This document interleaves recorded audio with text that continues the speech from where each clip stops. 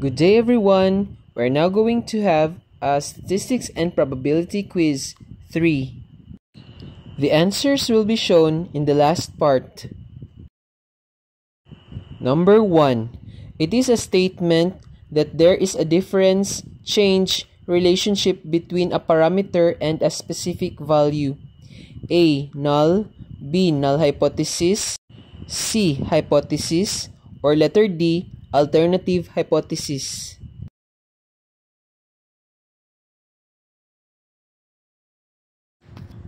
Number 2. It was defined as having no value or amounting to nothing. A. Null. B. Null hypothesis. C. Hypothesis. Or D. Alternative hypothesis.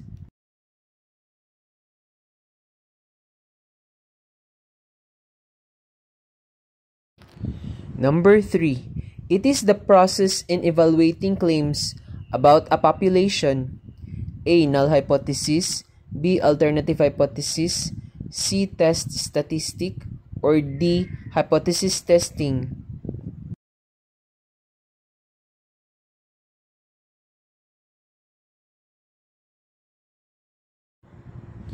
Number 4. It is the number that summarizes some aspect of the population as a whole. A. Statistic. B. Proportion. C. Parameter. Or letter D. Error.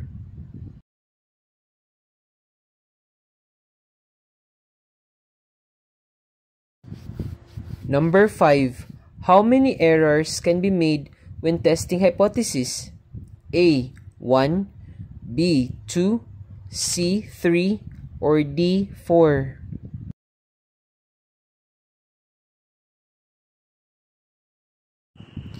Here are the answers. Number 1. D. Number 2. A. Number 3. D. Number 4. C. And number 5. B.